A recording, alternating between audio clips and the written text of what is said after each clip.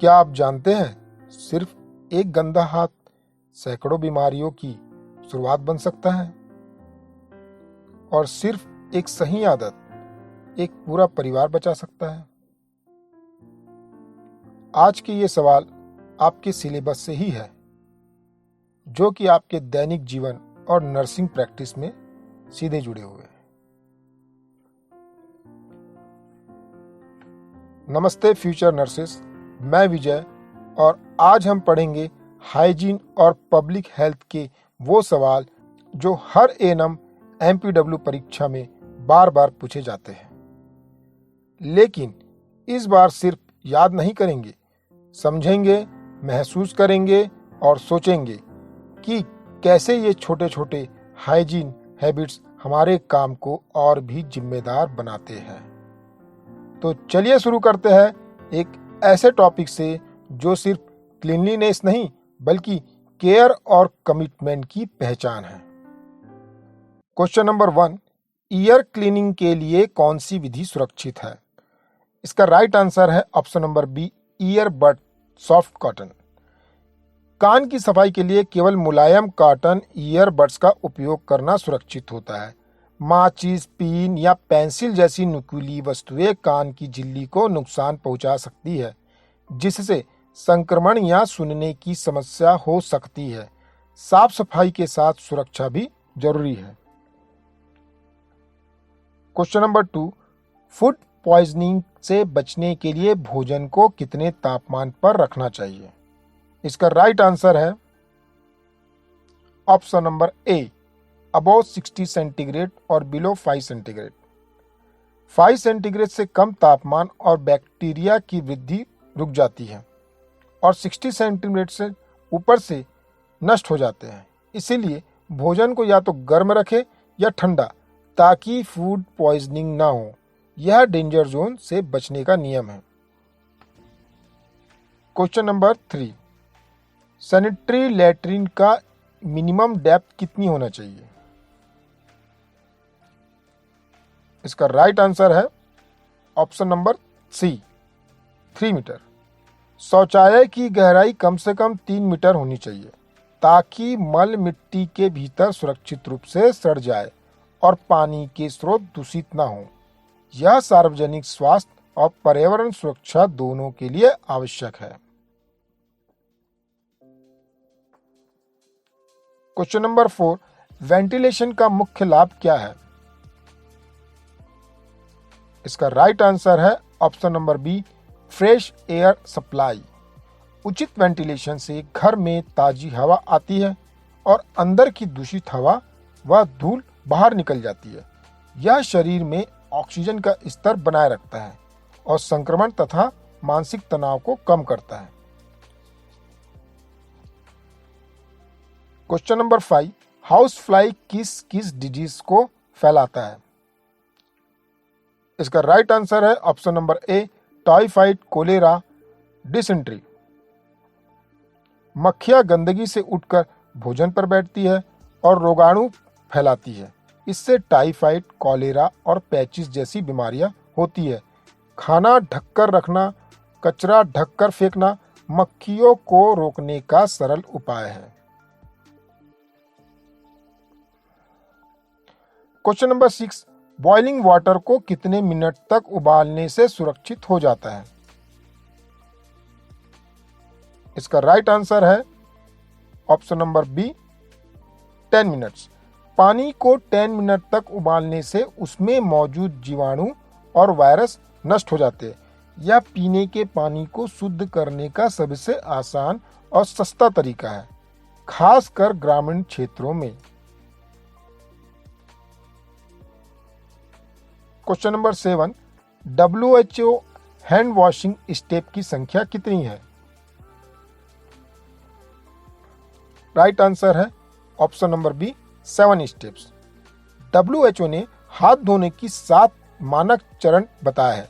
हथेली, उंगलियां, नाखून, अंगूठा और कलाई की सफाई। इनसे हाथ पूरी तरह कीटाणु मुक्त होते हैं और संक्रमण का खतरा लगभग समाप्त हो जाता है। क्वेश्चन नंबर 8, नेल ब्रश का उपयोग कब किया जाता है? इसका राइट आंसर है option number B, hand wash के समय। नाखूनों में जमा गंदगी और बैक्टीरिया को हटाने के लिए हैंड वॉश के दौरान नेल ब्रश का प्रयोग किया जाता है। यह विशेष रूप से मेडिकल या फूड हैंडलिंग पेशे में आवश्यक है। Question number 9, water borne disease का उदाहरण कौन सा है? राइट आंसर है option number A, cholera. Cholera दूषित पानी से फैलने वाला रोग है। विब्रियो कोलेरा नामक बैक्टीरिया पानी के माध्यम से शरीर में पहुंचता है। सुरक्षित पानी और स्वच्छता इसका एकमात्र बचाव है। Question number 10, vector borne disease का उदाहरण कौन सा है? इसका राइट आंसर है ऑप्शन नंबर ए, मलेरिया। मलेरिया मच्छर के काटने से फैलता है, जो एक जैविक वाहक बायोलॉजिकल वेक्टर है। मच्छरदानी, साफ पानी, नियमित फॉगिंग से मलेरिया की रोकथाम संभव है। क्वेश्चन नंबर 11, गार्बेज सेग्रीगेशन में बायोमेडिकल वेस्ट का कलर कोड रेड का मतलब क्या है? इसका राइट आंसर है option number C, infectious recyclable waste. लाल बैग में ऐसे प्लास्टिक या ट्यूब जैसे कचरे रखे जाते हैं जो संक्रमित तो होते हैं लेकिन पुनः चक्रित किए जा सकते हैं। यह अस्पतालों में इन्फेक्शन कंट्रोल का अहम हिस्सा है। क्वेश्चन नंबर 12, ब्लैक बैग का यूज किसके लिए किया जाता है? इसका राइट आंसर है option number A, general non infectious waste के लिए। काले बैग में गैर संक्रामक सामान्य कचरा जैसे कागज, पैकेजिंग सामग्री आदि फेंकी जाती है। यह ऐसा कचरा है जो स्वास्थ्य जोखिम नहीं बनाता।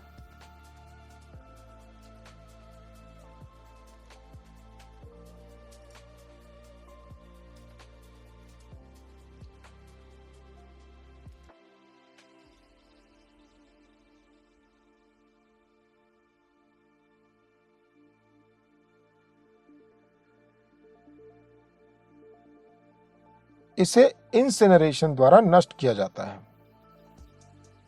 क्वेश्चन नंबर 14, निडल वेस्ट किस बैग में जाता है? इसका राइट आंसर है ऑप्शन नंबर ए, वाइट ट्रांसलूसेंट बैग।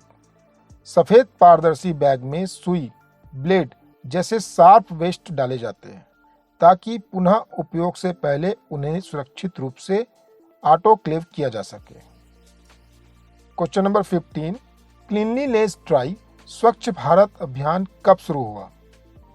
इसका राइट आंसर है 2 अक्टूबर 2014।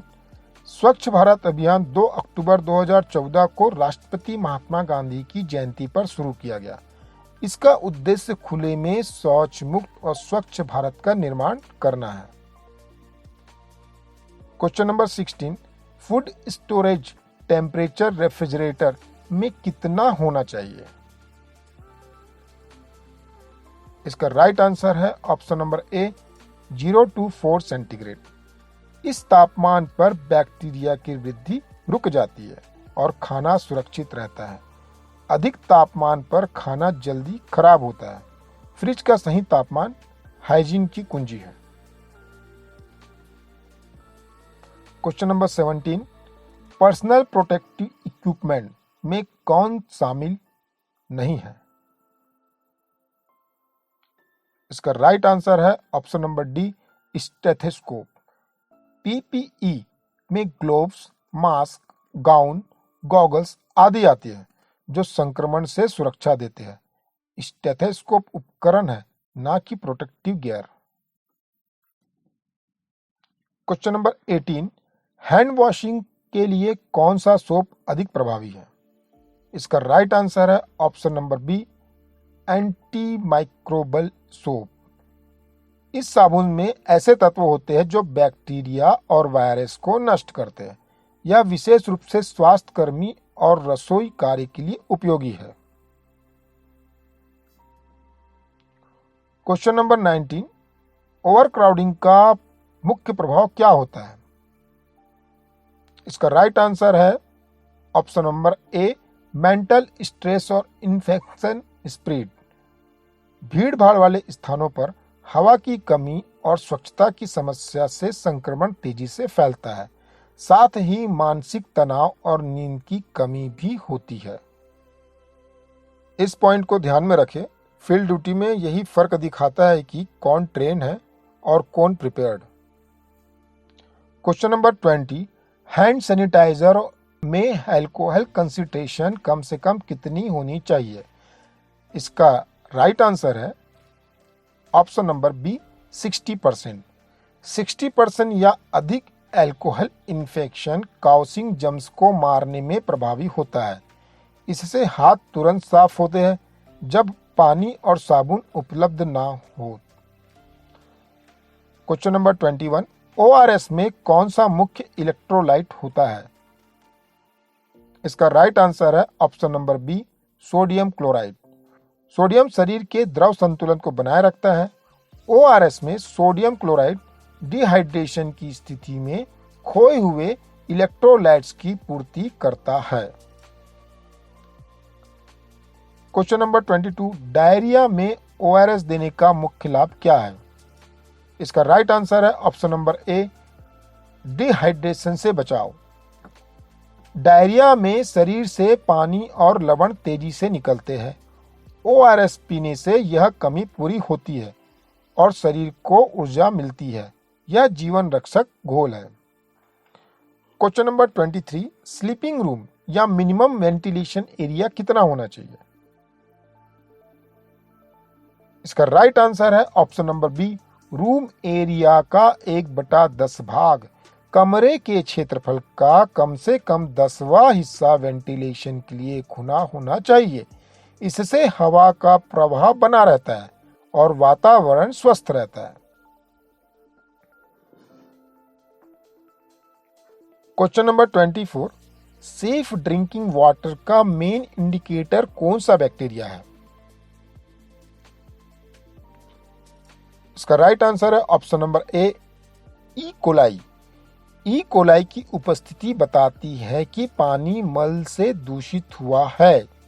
यह पीने के पानी की गुणवत्ता का प्रमुख सूचक है और जल जनित रोगों से बचाव में मदद करता है। क्वेश्चन नंबर 25, हेल्थ एजुकेशन का मुख्य उद्देश्य क्या है? इसका राइट आंसर है ऑप्शन नंबर ए, नॉलेज और बिहेवियर चेंज। स्वास्थ्य शिक्षा का उद्देश्य केवल जानकारी देना नहीं, बल्कि लोगों में स्वस्थ व्यवहार अपनाने की प्रेरणा देना है ताकि वे अपने स्वास्थ्य के प्रति जिम्मेदार बने। देखिए दोस्तों, सफाई सिर्फ बाहर की नहीं, सोच और जिम्मेदारी की भी होती है। एक नर्स की असली पहचान सिर्फ उसके नॉलेज में नहीं, बल्कि उसकी डिसिप्लिन और हाइजीन में झलकती है। अगर आज के सवालों से कुछ नया सीखने मिला हो तो कमेंट में लिखिए, I care for my community health. और याद रखिए, एक साफ वातावरण ही सबसे बड़ी दवा है। मिलते हैं अगले वीडियो में नए सवालों, नई सीख और नई पॉजिटिव के साथ।